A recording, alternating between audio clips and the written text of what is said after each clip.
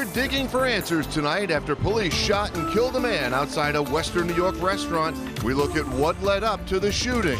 Plus, at 5:30, the Senecas sue the state. Their claim? The stretch of the thruway on their reservation is illegal.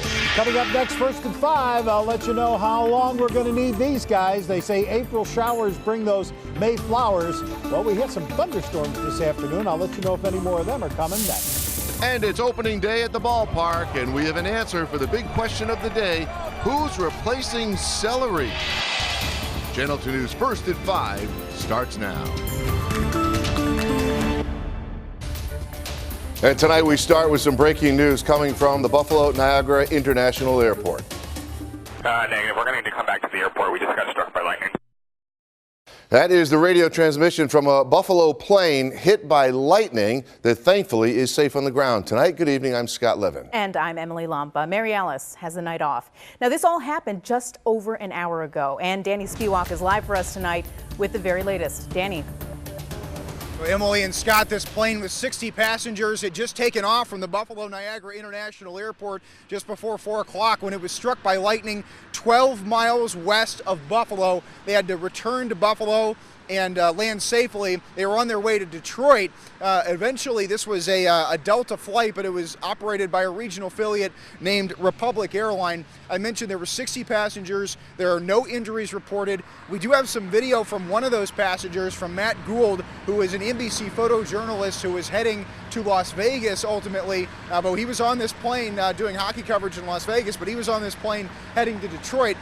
I just spoke to him on the phone a couple of minutes ago, and he said that just before 4, they saw a huge flash, heard a huge pop, a huge bang on the left side of the plane, and they didn't really know what was going on at first until they realized that they had been struck by lightning, as you heard from the cockpit audio.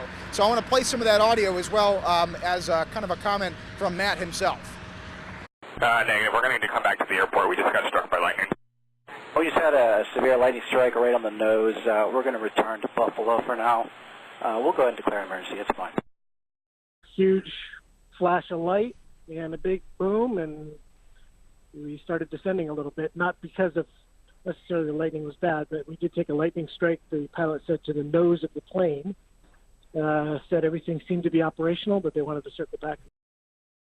So an NFTA spokesperson tells us that nobody was in danger at any point. Again, this was 12 miles west of Buffalo on a Republic Airline flight to Detroit.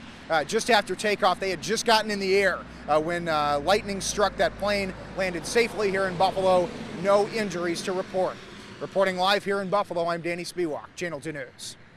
All right, thank you so much, Danny. And Scott, we were just talking about this. My husband flew in on that same Just a little while, plane right before it took off to go back to Detroit. In the poor weather. Yes, and he said it was a small plane, so I can imagine. Right. Lightning striking. Scary stuff. Yes, definitely. No question. Well, Storm Team 2 was tracking the storm as it moved into the area, and Kevin O'Connell is in the Weather Center right now tonight. And Kevin, that one moved out pretty quickly, right? You know, we were talking about this yesterday, Scott, that we were expecting rain this morning, and we were kind of watching how close it would get to opening day for the Bisons, not how much lightning would come to potentially hit an aircraft. Well, here's what radar looked like. I was in the Weather Center all afternoon long, along with Heather Waldman, kind of preparing our forecast for tonight. As you can see, using the beginning of this loop, which starts about 3 o'clock, you can see how quickly a lot of the rain basically moved through the area. Well, as we were watching, again, we'll take you down to the ground. Now we put our lightning detector on. You can see Port Colborne all the way over to Buffalo. This line right here,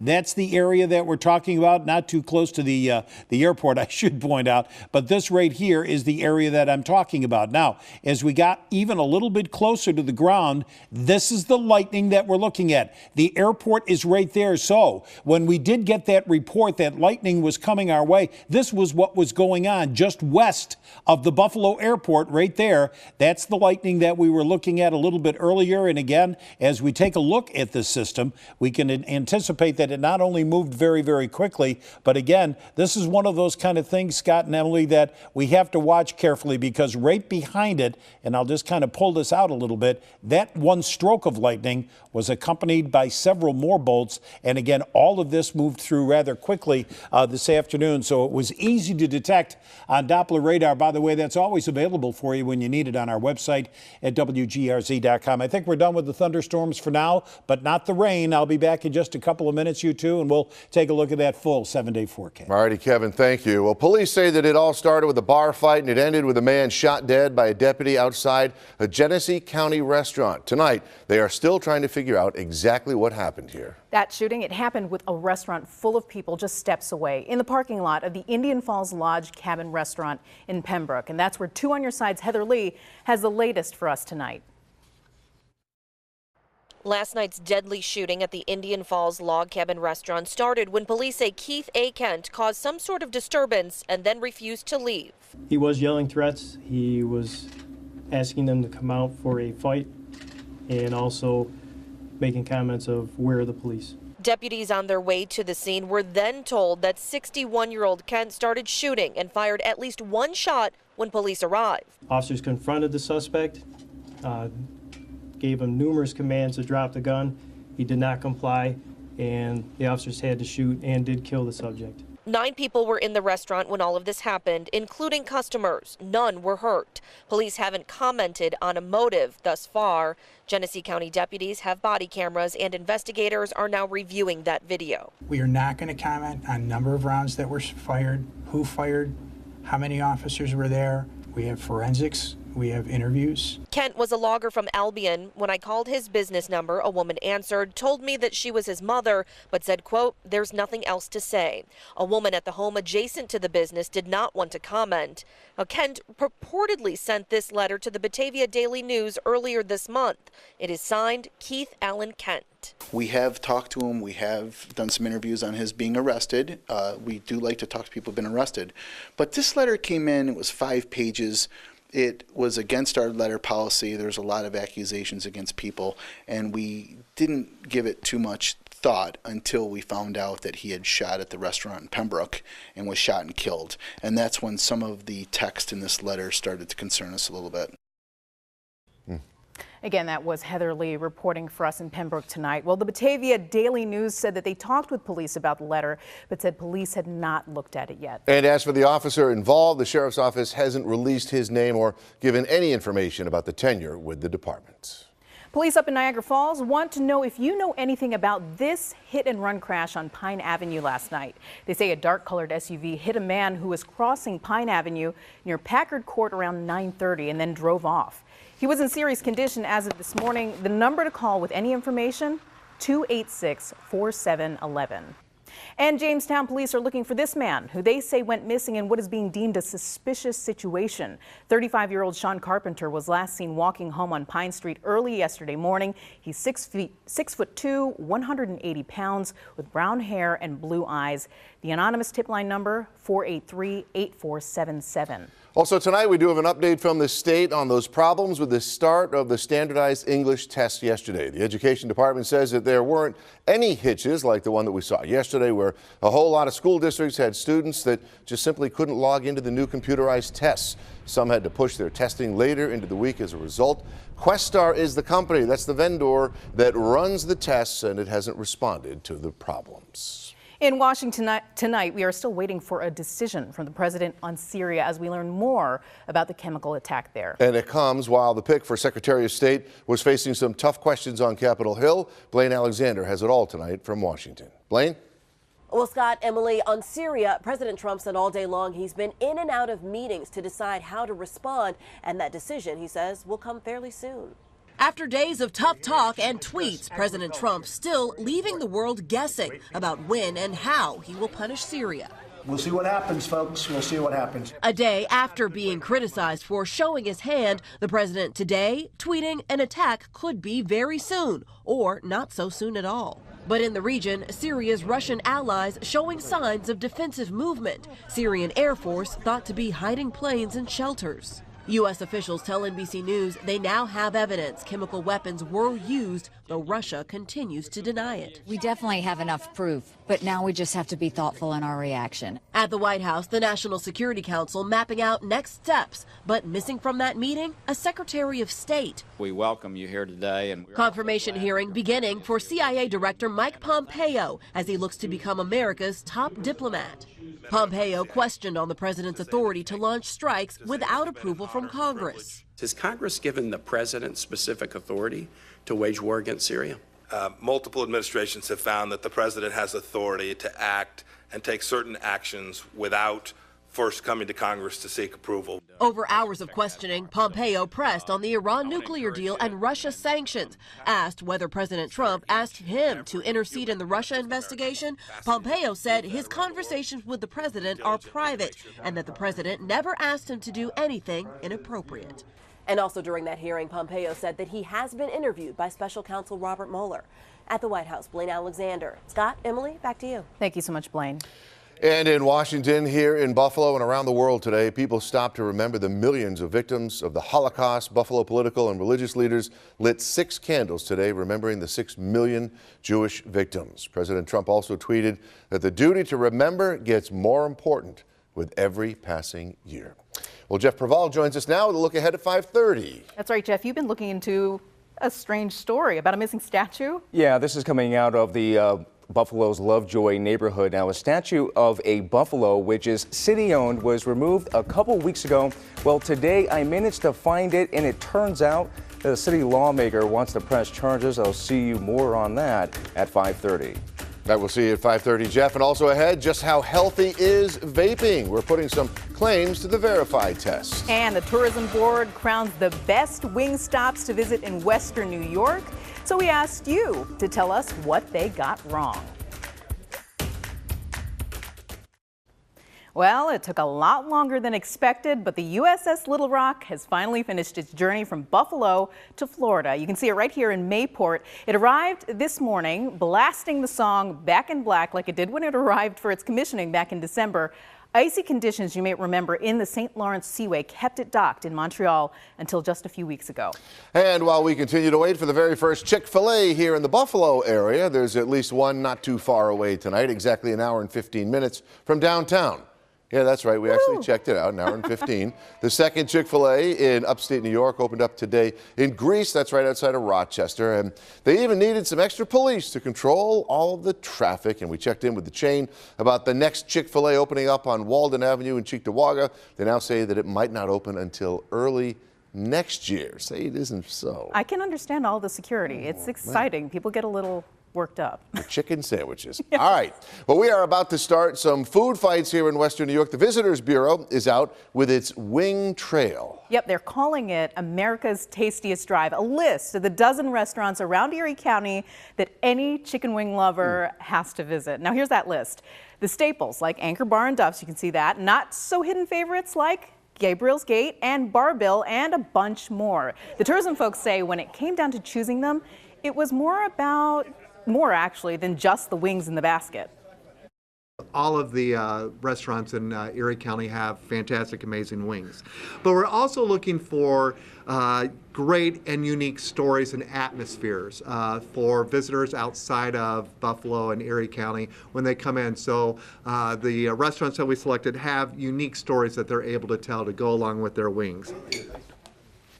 The Visitors Bureau has brochures for this trail, and they want people who travel it to post pictures with the hashtag WingBuff. All right, so here's where you come in here. We got a whole lot of comments when we asked who got snubbed here. A whole lot of you pointed out 911 Tavern, that's in South Buffalo, should be on the list, and that was definitely the favorite. A bunch of you also mentioned Sal's Lounge as well. That's a big wing stop out in Depew. Dwyer's in North Tonawanda, that's an honorable mention. It got an awful lot of mentions, but it is not in Erie County, however. And I think the point here is that Western New York simply has too many wing places to fit all in one list. But you know what? I've never had a bad wing, really. They're all delicious, and I love my wings. Being here under a year, I'm just taking notes. Oh, yeah. Like, I got to hit all these places. I just hit Bar Bill for the first time last week. No, you didn't. I did, first time. I've been there many times. I don't go to the South as Oh, much. okay. It's delicious. Well, we're going to take a turn to weather because it wasn't exactly baseball weather out there today. The Bisons, they spent about an hour in the rain delay at Coca-Cola Field. Yeah, but the tarp is off and they are now playing again right now. The Indianapolis Indians, they were here in town for this game and things stayed dry, if a little cold out there today for the start of the game when the Bisons welcomed 103-year-old World War II veteran and Purple Heart recipient Sidney Cole to throw out the very first pitch. I loved it. I really liked it. I liked the music. I liked everything about it. It was done very, very perfect. There's nothing you can say that wasn't done right. But the real question from today, who would replace celery in the wing race? Check it out, folks. The answer, as you can see here, is yes. The carrot. And it makes sense. Another of the veggies that, you use to scoop up the rest of the sauce and the blue cheese, not ranch dressing, folks, from your wing basket. Absolutely not. I know that. But wait, there were actually two new racers today when they took the field just minutes ago. Beef on Weck also made a surprise appearance and actually won the race. So there you have it. Carrot. We have carrot and beef on Weck now, which are protein wins the race, It's all good stuff. And Kevin O'Connell, you were talking about the 103-year-old. Wasn't he great? He was fantastic. He doesn't look 103. I'd like to know what he's eating. Now, the lady behind him I think he was tipping over. Yeah. He was winding up. He's not going to be tipping over. The greatest generation doesn't tip over. I am really thrilled they're at least getting the game going again. We have a terrific director here at the station. His name is Cobb, and that's one of the reasons I thought they'd put a little corn on the old Cobb as one of the guest runners at the ballpark as well. Because I love eating corn in the summer. We all do. Don't you? I think everybody does. Cloudy skies, they're going to be with us tonight. We're done with the thunderstorms. Had those about 3:30 this afternoon. 48 degrees tonight. So the wind coming out of the south is very comfortable, and that's going to keep those numbers way up there. 50 degrees. Yeah, that's only going to be our best number tomorrow. Then we get into that flip-flop weekend. 41 Saturday. 55 on Sunday, and then Monday we could even see, because of cold temperatures, a little snow mixing in. We're not quite done yet. Only 38 coming our way on Tuesday. We're at 55 now, but look at the southern tier. Look at this, 61 in Dunkirk, 65, Jamestown, 66 in Bradford. The problem is the haves and the have-nots. Buffalo to the north, a little bit to the east, are not going to be having the heat we're going to see into the southern tier. Don't take my word for it. I'll show you in just a moment. There goes the rain really fast, moving at about 55 miles an hour aloft, so it's out of here for the time being. We'll get another round later tonight. Again, looking at our models this afternoon. This is Saturday, about 8:30 in the morning. We'll be just above the freezing mark, but the southern tier, look at that. They'll be near 60 in Bradford. If you want to check out our other model, the European model, same time Saturday morning. This is a little bit more optimistic, giving us lower 40s, but look at this, into the lower 50s down across parts of the southern tier. Heather coming up at 5:30. Has a special report on all of this heat and what we can expect. As far as the cold air, look at Montana, out there around Billings and Great Falls and Helena. All of this activity is slowly working into the east, so we still have another round of cold weather that we're going to have to deal with. The sky a little charcoal gray, the horizon looking a little bit bright, but look at those temperatures. Yeah, things are going to kind of slip away, but they'll stay all above freezing overnight tonight. The winds are at 15 in Buffalo and Niagara Falls, a little stronger down there in Jamestown, 11 miles an hour in Dunkirk. Our future look will take us through the night with cloudy skies. Next round of rain coming tomorrow morning about 9:30. It should be here till noon. Then it's out of here during the afternoon. That's going to give us a cloudy day. And then on Saturday, once again, because of those colder temperatures, we're now starting to see a little bit of maybe a rain-snow mix or a little bit of ice, especially Buffalo to the north. No problem in the southern tier. Everything is going to be off to our north as far as any potential frozen precip. 46, some slow clearing coming our way during the afternoon. Tomorrow we'll see cloudy conditions and a couple of showers coming on Saturday.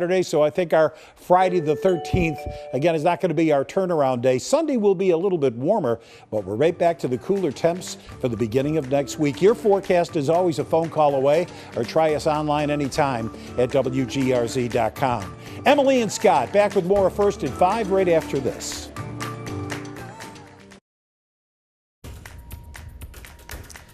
Good afternoon, everyone. I'm Paul Hare, live at the NFTA. Taking a look at our live traffic camera here of the 190 North, leaving downtown Buffalo. Delays from about Niagara Street up to the Peace Bridge. Pretty typical there, but the 190 South seeing massive delays through the entire downtown area from the Scajaquada all the way to the 90 interchange. That's about 8 or 9 miles that is really just crawling along. We also have some delays at the moment on the 290 East in Tonawanda. There was an accident here earlier in the construction zone. Delays on the 290 East from the 190 up to about Elmwood, and I've been looking at our traffic flows here all afternoon and been seeing a lot of yellow and a lot of red. The 290 East also really slow from Millersport Highway to the 90 interchange. The 90 East and West really slow through much of Cheektowaga. The outbound 33 seeing delays at the moment from about Eggert to the 90 interchange. We also have a report of a vehicle fire on the 90 East at the Angola service station, about a mile's worth of a backup there leading to that, and also an accident at the moment in North Tonawanda at the intersection of Niagara Falls Boulevard in Shawnee. You'll want to avoid that for the next bit of time. And that is a look at Traffic Tracker 2. Back to you, Scott and Emily. We've seen a lot of studies lately showing that vaping is really exploding among teens and young adults, and a lot of people choose to vape because they think it's a lot healthier than actually smoking cigarettes. But is it really the case? David Schechter from our partners in Dallas decided to put that to the Verify test. Most people assume that vaping is healthier than smoking, but is that true? Verify. Fast facts. That's what Verify viewer Kay Nilram wants to know. 3 years ago, she quit smoking and started vaping. I understand vaping or using e-cigarettes to be a safer alternative than regular cigarettes. Can you verify this? Thanks, Kay. And let's make that a two-part question and start with this. Does vaping help you quit? For answers, I'm turning to medical research and talking to Dr. Howard Wang, pulmonologist at Baylor University Medical Center. That's a lung specialist. 0 to 10, how concerned are you about the perception that you can quit smoking tobacco by starting to vape? I would say 9. I would rather them try something like nicotine gum and not smoke. This 2016 report from the medical journal The Lancet backs that up. It examined 38 studies among smokers who used e-cigarettes, and it found significantly less quitting. That's a pretty awkward way of saying, though some people say it works, statistically, e-cigarettes do not help you quit. And in fact, the government does not approve of them as a quit smoking aid. Here's the second question. Is vaping bad for you? And the evidence there is mounting, like this recent study from Johns Hopkins University. It found high levels of toxic metals in the liquid that creates the e-cigarette aerosol. Things that, kind of are you're not supposed to be inhaling and have been associated in studies with abnormal kind of immunologic responses and potentially even cancer. On the other hand, the Centers for Disease Control says e-cigarettes do have the potential to benefit adult smokers if used as a complete substitute. That means for smokers, vapor ultimately is better than all the health risks of cigarette smoke. So is vaping safer than smoking? Well, for smokers who totally give up cigarettes, the answer is yes, vaping is safer. But that doesn't mean vaping is safe. The government says for everyone else, just don't do it. Great report there from David Schechter. Thank you. And if you have something you would like us to verify as well, get in touch with us on social media or email us at verify@wgrz.com. And next at 5:30, the Senecas take on the state and their battleground, the Thruway.